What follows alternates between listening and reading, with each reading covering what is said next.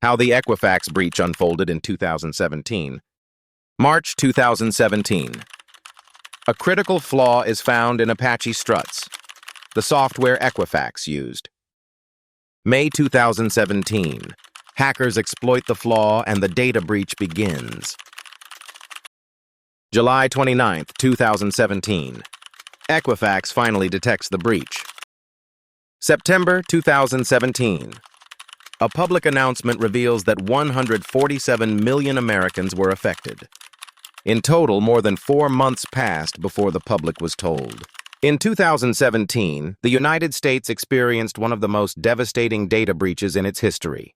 A single cyber incident that exposed the private information of nearly half the American population names, social security numbers, birth dates, addresses, all taken silently, without warning, over the course of several months. This wasn't a small company. It wasn't a minor database. It was Equifax, one of the largest credit reporting agencies in the world. A company trusted to protect the financial identity of millions, and in a matter of moments, that trust was shattered.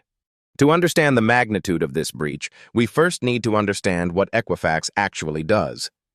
Equifax is one of America's 3 major credit bureaus, alongside Experian and TransUnion.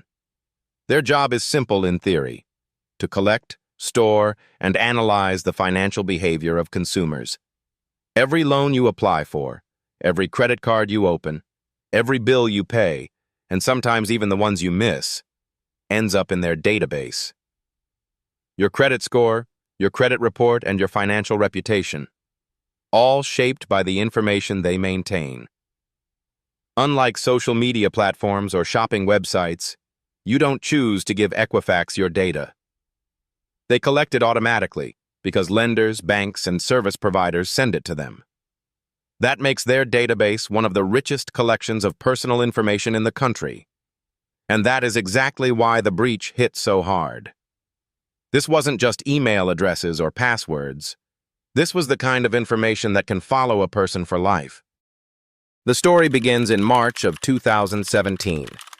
A critical security vulnerability was discovered in a popular software framework called Apache Struts, a framework used by thousands of companies, including Equifax. Apache was released quickly, and security teams across the world were urged to update immediately.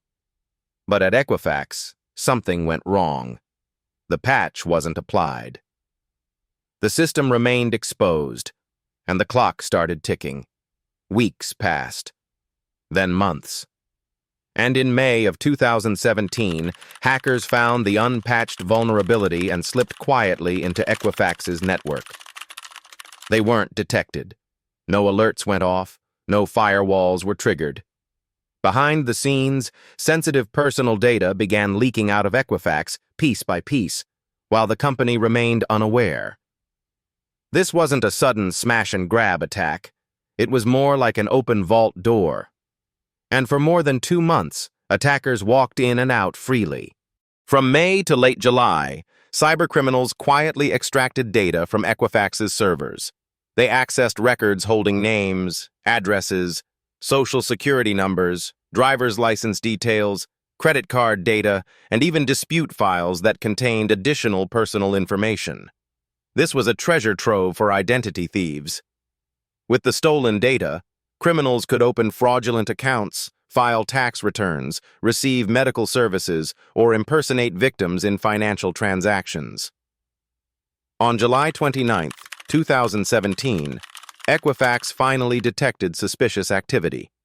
The breach was discovered, but the damage was already catastrophic.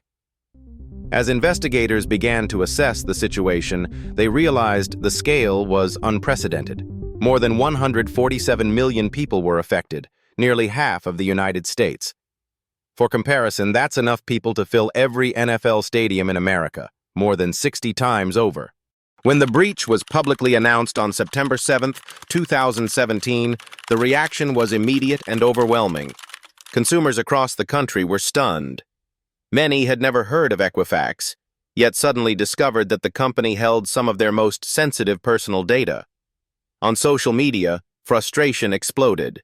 People questioned how such a massive breach could go undetected for months. Others asked why a private company with so much power over Americans' financial lives could operate with so little oversight. Identity theft concerns surged. Phone lines jammed. Equifax's website crashed, and trust in the credit reporting system hit an all-time low. Within weeks, Equifax executives were summoned to Washington, D.C. Members of Congress wanted answers. How did this happen? Why wasn't the patch applied? And why did it take so long to notify the public? During one hearing, the former CEO apologized repeatedly, acknowledging that the company had failed to protect the information it was trusted to handle. Lawmakers from both political parties criticized Equifax for poor cybersecurity practices and a lack of accountability. The hearings revealed systemic issues inside the company, outdated systems, communication breakdowns, and a cybersecurity culture that was far behind industry standards. For millions of Americans, the hearings were the first time they had seen the people responsible for safeguarding their data held publicly accountable.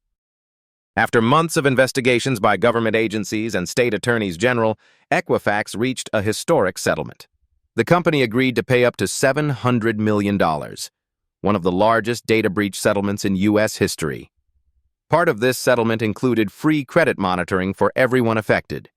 For millions of Americans, this was a first line of defense against identity theft. Equifax was also required to overhaul its security systems, submit to external audits, and implement stricter data protection standards. But critics argued that no settlement could truly compensate for the long-term risks created by the breach. Unlike stolen credit cards or passwords, Social Security numbers cannot simply be replaced. For many, the danger may last a lifetime. The Equifax breach became a turning point in conversations about data privacy and cybersecurity. It highlighted the fragility of systems we depend on every day, systems that operate behind the scenes, yet store the details of our financial identities. In response, companies across the country reevaluated their cybersecurity strategies. Patch management, encryption standards, and intrusion detection systems were upgraded industry-wide. Government agencies introduced new guidelines for handling personal data, and public awareness surrounding identity theft increased dramatically. The breach also set a precedent. Companies could no longer treat cybersecurity as an afterthought. The cost of negligence, in dollars, reputation, and public trust, was simply too high. The Equifax breach was not just a technical failure. It was a failure of responsibility. A reminder that in the digital age, our identities live online, whether we like it or not. We trust companies to protect the information they collect, and when that trust is broken, the consequences ripple across society. For millions, the breach became a wake-up call, a call to monitor credit, freeze accounts, safeguard passwords, and stay vigilant against fraud.